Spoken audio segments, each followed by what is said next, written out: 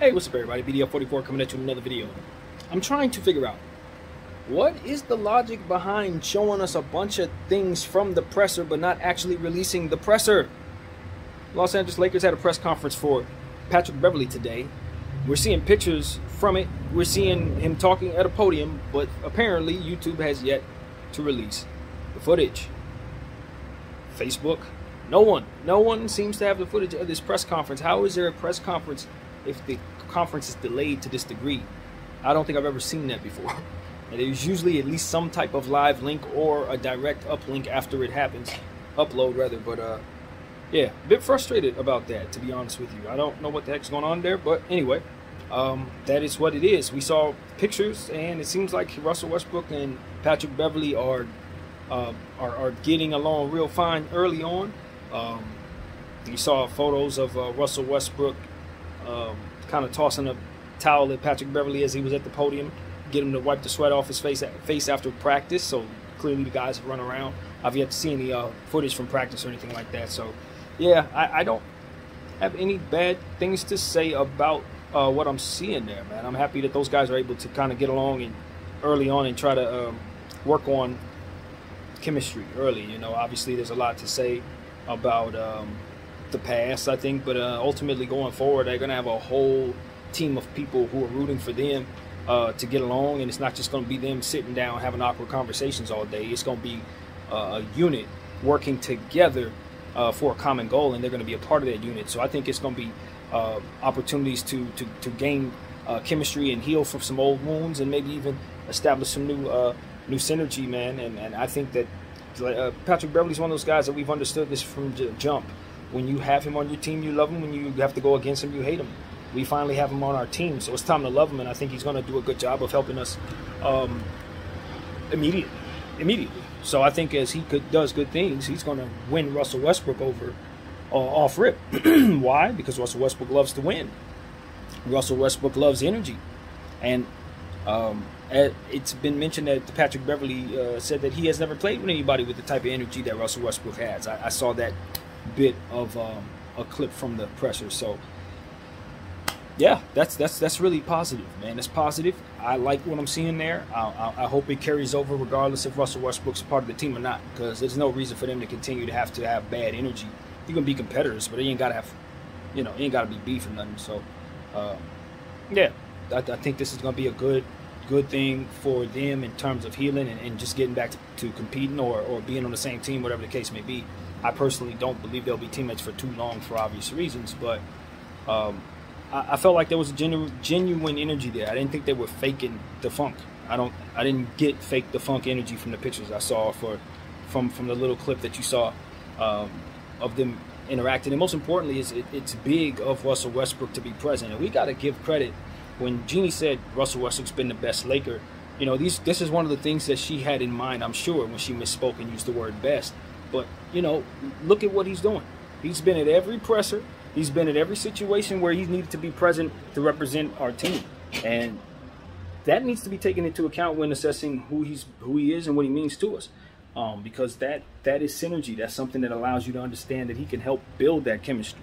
And I don't take that lightly at all. You know, and I don't expect that everybody's supposed to be present at every presser, but when someone is, you definitely acknowledge that. So he's been there, you know, he's been there. That's what it's about. I think that he's representing our team well. I think he's representing himself well, and I expect that he's going to represent his situation very well no matter where he lands. So that's what I got to say about the situation. Very happy with what I'm seeing from Russell Westbrook, and I think it's going to carry over to the team.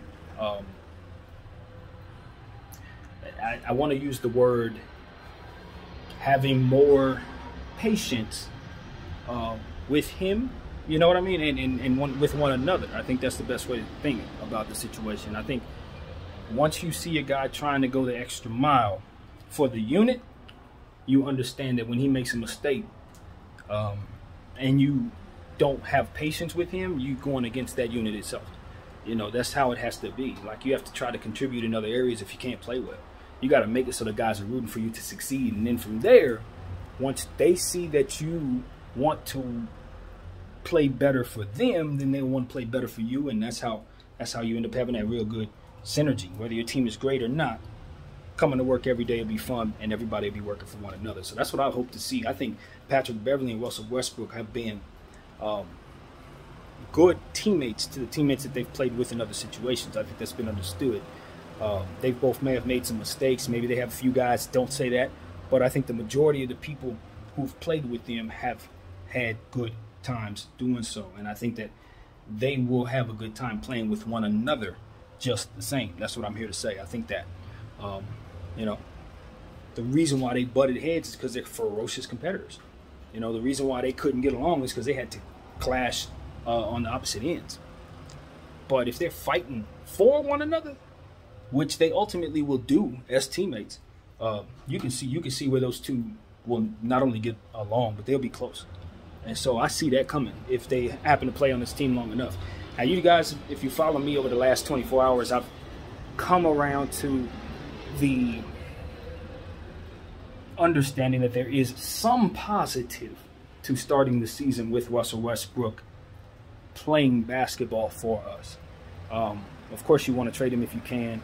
Shutting him down also has a lot of positive things to it, including not allowing any chance of him getting hurt, which ultimately probably is the most important thing for us. But if you for some reason decide not to go that route, for which I'm hearing the Lakers are, they're not interested in shutting him down. I can see some fruit to that too now, as to where I made a video maybe a couple weeks ago, maybe a week ago or so, with a different tune in regards to that. Upgraded opinion. The risk is horrible to playing him, but there is some upside, and that upside is he can play his value up.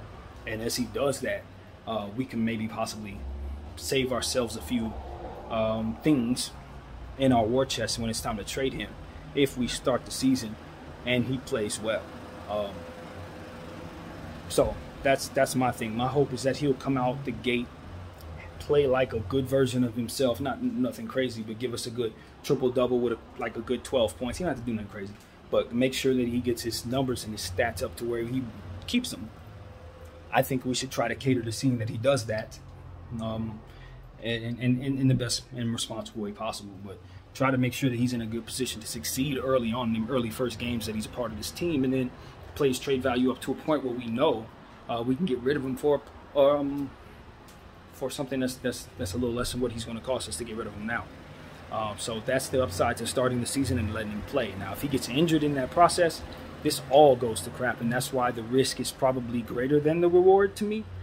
But I'm not going to kill it like I would have killed it. You know, in terms of the Lakers deciding to play him, I would have killed that yesterday. And I thought about it. I'm okay. When we start the season with him, I see a lot of upside to that of him in terms of us keeping one of those 2 first-round picks. So that could be the difference there. Maybe not, but again, even if you don't keep the 2 picks, you still play his value up. And as we said in a video earlier, any trade can be amended to make sense for you.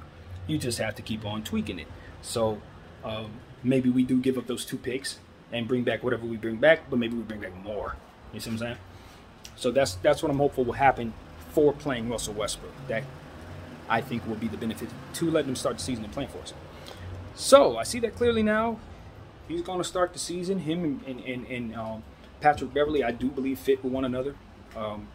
I think they play off one another probably as well as any 2 small guards of the caliber. You know what I mean?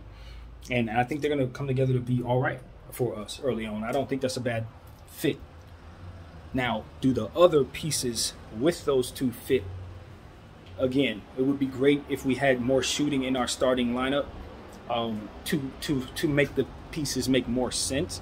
I think if you start maybe Thomas Bryant and consider his 3-point shooting ability, and have those 2 in the starting lineup with AD and Bron, I think you can possibly get away with that. That might be enough shooting in theory. Maybe you go with Juan Toscano Anderson, since he shot a high percentage in low volume from 3.Maybe you try that out, or Wenyen Gabriel's been able to hit the 3 a couple times here and there, we've seen. So those are the type of things that maybe work for us. Because I'm looking at that and I'm saying, if we don't make a move for Bogdanovich, or if we don't bring back some shooting, and this is what we're starting with, then that's where we're having our issues. You know, we can go with Austin Reeves, but if he doesn't up his 3-point percentage, he's not going to be able to stay in that starting lineup for us with those other guys in place. So this fit is much better for Westbrook with Patrick Beverley in that backcourt, but there's still some things to shake around to make this roster formidable as we want it to be and have the spacing make sense for Bron to operate. So yeah, we're definitely not complete, but we can work if we have to. Now that we got Patrick Beverley in place, we're in a much more advantageous position to do things properly. THT is no longer in place. We don't have to play him 25 minutes a game and live with his mistakes and stuff like that on top of Russell Westbrook's style of play. So that's really, really good. We now have more stability there. Now you got more defense obviously in place. Another anchor in your defense to help Anthony Davis ultimately make us one of the best defensive teams we can be, I guess. I don't know how far I want to put us, but those two players make you very confident that your defense can be very good. So, you know, we got pieces. Bigs are in place, which is why I'm not interested in doing a deal for Miles Turner necessarily, because I know he's going to be an expensive center for which we have plenty of at this point. Now, had we not gotten Thomas Bryant and those other guys, Jones, had we not done that, then yeah, I need Miles Turner, and I'm happy to pay him $20 million a year. But as long as we are investing in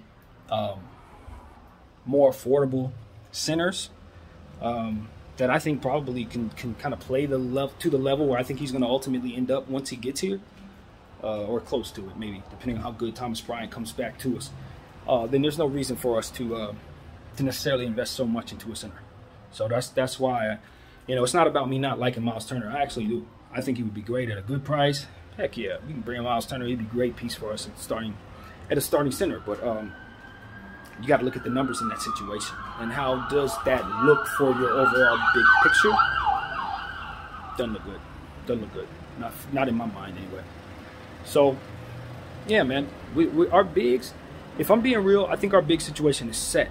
I don't need another center at all. I got all the centers I need. And the reason why I feel that way is because I still got Jay Huff in the tuck behind those guys. So if for some reason a big goes down, that's going to be him getting that spot that I know he's going to thrive in once he gets it. So it's not about that. We have a secret weapon at the center spot. We do not necessarily need to look at Jay Huff as somebody who doesn't immediately have the ability to take that starting spot right away. Like I'm telling you, he does. He would take that spot as soon as we give it to him. Once we see what his length can do defensively in the paint with AD, he's going to be the guy you take. He's going to be the one because he can shoot the three better than anybody else at that center spot. With respect to Thomas Bryant, because I know he can shoot. But I think Jay's going to be a little better in that way for us with that length. It's going to be different defensively. I've already seen it. So, yeah, that's why I'm like, all right, you know, I don't want to overweight Jay, but I also don't want to create opportunities for him to not be able to step up. Then he ends up going somewhere else and turns into who I know he can become. That's our player. We already let that happen with Mac McClung. No, don't let that happen with Jay. No, let us at least see what our guy can do before we let him go off into the void. So that's my thing. Of course, Cole Swider is also somebody we must call up real quick because we need the shooting, especially if we don't make a deal early on in the season. We should probably just go ahead and try to see if he can go for us in early. Maybe for some reason we're able to get some production out of him, cool. If not, we allow him to kind of go back into the G League and get his reps. But I think early on we may actually want that weapon just to help us shoot. Since the team may not necessarily be complete, that might actually be a necessity for us winning games early on, believe it or not. So, yeah, that's going to be kind of tricky. See if the Lakers are bold enough to put him in our lineup early on. We did it with Austin Reeves, and I don't know if they'd be willing to do that with Cole, but given the fact that we have the shooting issues that we have, I personally want him in uniform for the big league, day one, personally. Just in case, because I honestly and I legitimately believe that he's our very best shooter. Who's better than him shooting the ball right now on this team? Nah, nobody. So that's just the reality of it. A rookie's our very best shooter. And so that's what we're dealing with. That's why it's important that we do complete our team at some point. But for the time being, I think we will get away with it. And mind you, he's our best shooter because he's an elite shooter, not because everybody else sucks. No, it's because he's a fantastic shooter. So understand that aspect of the game. Anyway, so that's what I got to say, man. That's where my head's at. I am going to try to find this compressor and watch as much of it. I'll probably get back to you and give you some thoughts on it when I do.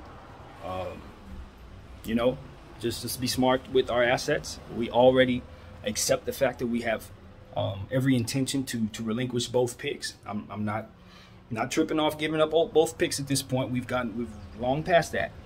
But I just don't want us to throw it into any deal that doesn't make any sense. The fact that we had a press conference today, I think it was maybe Dan, the Lakers fan, I'm not sure who it was that mentioned it. I'm sorry. I want to give people credit. But they did mention that because we had a presser today, it stands to reason why we probably will not have any trades done within the next couple days, because they wouldn't have had a presser if they were anticipating a move being made. I do agree with that logic. It makes a lot of sense to me. Usually when the Lakers do trades like that, pressers like that, excuse me, they wait until every trade is done and they introduce everybody. So that's just the history of how things work here, especially around this particular time of year, a couple weeks before the season. Yeah, they're gonna wait till everything's done. They didn't, which means everything's done. So I'm excited about the idea of the Lakers not making any bad trades. I'm excited about the idea of the Lakers not seeing the completion of the team as more important than the best possible team being put together for the season. And I'm excited about the idea of the Lakers waiting with those 2 picks in hands for a better deal than the deals that they're discussing right now. Because I think the NBA has taught us when you're patient, good things can open up just off of sheer the NBA just overall moving around and things happening, and because of it, you're going to see players are going to have to move. So that's what I'm saying. Like, the Ben Simmons Philadelphia scenario changed my entire way of looking at the NBA, because I was gung-ho about them making a move right away. And I've just come to the wisdom and realization that them being patient is ultimately why they were able to land James Harden, and that patience above most things is the way to play. Patience is 9 out of 10 times waiting for the best possible thing to come around is the way to go, rather than trying to make the clock work in your favor by jumping the gun. No, that's exactly what we would be doing by being hasty with these 2 picks and just giving them away for 3 bad contracts. Absolutely not. What you do is hold those picks in hand, start the season like you're doing, and wait for the pendulum to swing your way. And as it does, you grab a hold and swing back. And that, my friends, is the way to play. So we're going to hold those picks. We're going to wait for the best option. We're going to continue to talk with Indy. We're going to continue to talk to Utah, because that's a responsible thing to do. But we're not going to pull the trigger on anything unless it absolutely blows our socks off. Why? Because we have a Kyrie to acquire. Very, very simply. So that's what I got to say. My name is BDL44. Thank you all for watching. I'm out.